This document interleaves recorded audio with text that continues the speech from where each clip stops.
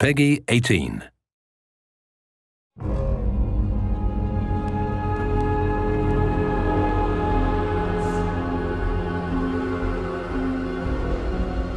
Place must have been a grocery store or something.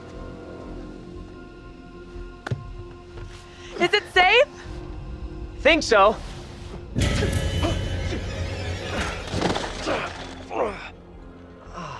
The performance capture in here is very different to how you'd work traditionally, in that you're more aware of the fact that there are many hands in your performance. So if I'm on stage, I know that I'm in control of that performance in its entirety. I completely own that performance. I'm responsible for what my character does on stage that night. Whereas here, I know that I'm only responsible for a part of that, and that's quite freeing actually. So I can work toward a character and give as much good data as possible, because I know that there are animators in there are designers in there that are all contributing toward it. Comparing motion capture with traditional acting, they are worlds apart, but also similar in the sense that you just hark back to your training.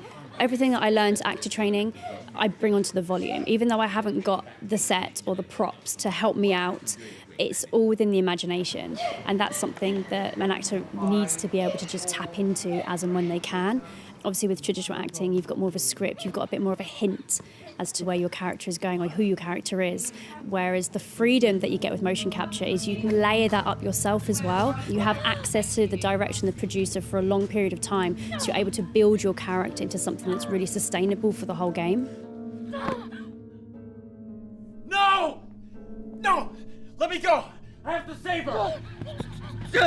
It's quite tricky playing mocap, especially with this where the physical performance is separate to the voice performance. You're often hearing the dialogue or reading the dialogue for the very first time, and then you have to do it straight away, so there's not a lot of time to let the thoughts settle. You have to be quite quick with it.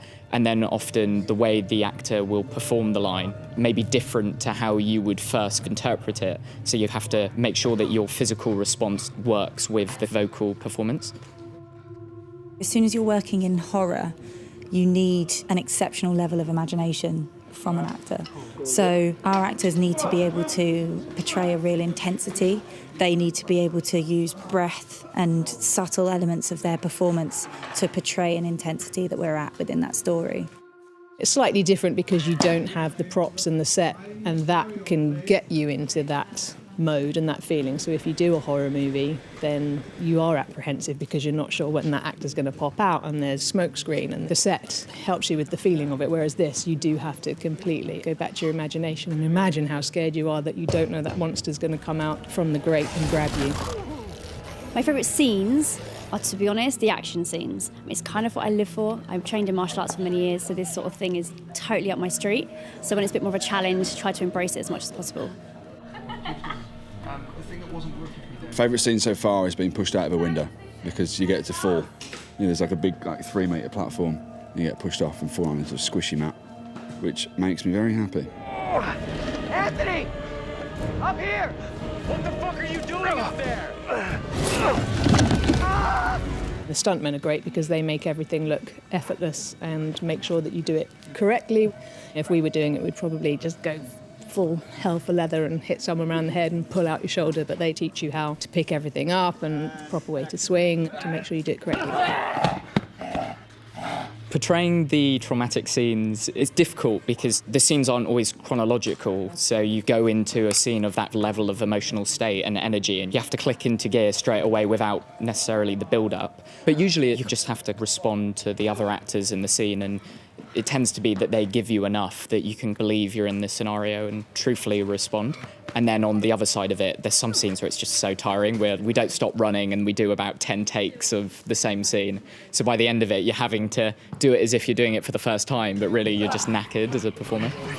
3, 2, 1, go.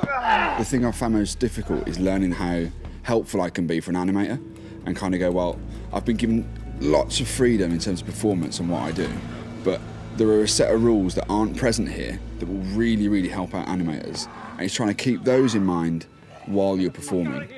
We have to go, oh, I have to remember the last take I did this, which was 2 months ago, I think my hands were in this position.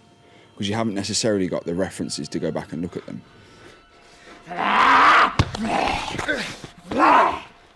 It's like being a kid again. It is a chance to play and pretend. Very rarely have I ever been asked to be like the Witchfinder General or a bus driver or all these different roles that you get to play in 1 week. It's just phenomenal. We get to roll around the floor and pretend to be demons, and it's great. Come on, you fucker! Motion capture is the most fun job you can do as an actor because it's playing. It's what we did when we were children. You're not restricted by sets, you're not restricted by lighting setups and loads of continuity and props people around you like in film.